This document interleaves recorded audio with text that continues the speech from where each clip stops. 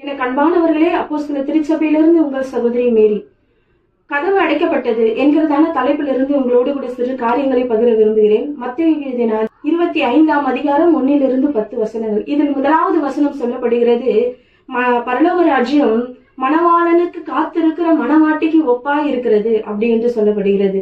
ஆம் பிரியமானவர்களே, மணவாளனுக்கு காத்திருக்கிற மணவாட்டிக்கு ஒப்பாய் இருக்கிறது என்று பார்க்கும் பொழுது கர்த்தருடைய வருகைக்கு நாம் எவ்வளவாய் ஆயத்தமா இருக்கிறோம், நாம் எவ்வளவாய் அவருக்கு என்று பரிசுத்தத்தை காத்து கொண்டிருக்கிறோம் என்கிறதான காரியங்களை இங்க நம்ம பார்க்க போறோம். இந்த இடத்துல 10 கன்னிகைகளை ஒப்பிடுறாரு. இந்த 10 கன்னிகைகளும் கர்த்தருக்கு ஆயத்தமா தான் இருக்கிறாங்க.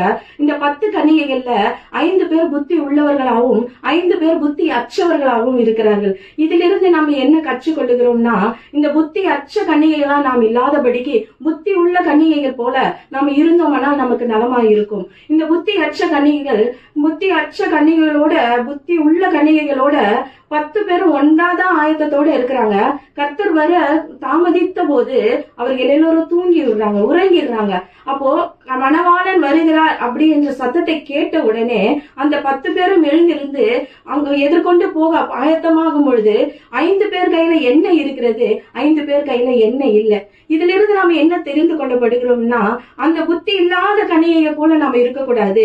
அவங்க போயிட்டு மறுபடியும் போயிட்டு அந்த புத்தி உள்ளவங்க கிட்ட கேக்குறாங்க, எங்க கையில எண்ணெய் இல்ல, அவர் கூட போகணும்னா வெளிச்சம் எரிந்து கொண்டே போகணும், அந்த தீவட்டி எரிந்து கொண்டே போகணும், அதற்கு எண்ணெய் என்கிற ஆயத்தம் நம்ம கிட்ட தேவை. அந்த எண்ணெய் இல்லாத பட்சத்துல அவங்க போய் அவங்க கிட்ட கேக்குறாங்க. ஆனா அந்த புத்தி உள்ள கன்னிகள் என்ன சொல்றாங்கன்னா, நீங்க போய் கடையில வாங்கிக்கோங்க, நாங்க இது அவர் கூட போறதுக்கு இது எங்களுக்கே போதாது, நீங்க போய் கடையில வாங்கிக்கோங்க. இந்த 5 பேருமே கடையில வாங்க போகிறதுக்குள்ள போயிட்டு வாங்கிட்டு வர்றதுக்குள்ள அந்த கதவு அடைக்கப்பட்டதா இருக்கிறது. பரலோக ராஜ்யத்துக்குள்ள அவங்க பிரவேசித்தாங்க. அந்த புத்தி உள்ள கன்னிகைகள் பிரவேசித்தாங்க. புத்தி அற்றவர்கள் போய் கதவை தட்டுறாங்க, நாங்க எண்ணெயை வாங்கி கொண்டு வந்துட்டோம், எங்களுக்கு கதவை தரங்கன்னு.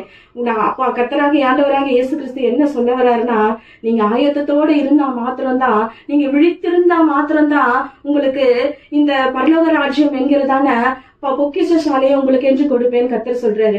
ஆம் பிரியமானவர்களே, இந்த வேலையில நாம் இதுல இருந்து என்ன தெரிந்து கொள்றோம், நாம் இருந்திருந்து என்ன கற்றுக்கொள்ளுகிறோம்னா, நம்ம இந்த பூமியில வாழும் போது பரிசுத்தம் என்கிற எண்ணெயை நாம் அலங்கரித்து கொண்டு பரிசுத்தம் என்கிற போர்வையை நாம் போர்த்து கொண்டு இருந்தா மாத்திரம்தான் அவருடைய வருகையில நம்ம பிரவேசிக்கிறவர்களா இருப்போம். இந்த புத்தி அற்ற கன்னிகைகளை போல இல்லாதபடி, புத்தி அற்ற கிறிஸ்தவர்களா நாம் இல்லாதபடி புத்தி உள்ள கன்னிகைகளாய் அவருக்குள்ளே பிரவேசிப்போமா? கர்த்தருடைய பரிசுத்த நாமத்திற்கு ஸ்தோத்திரம்.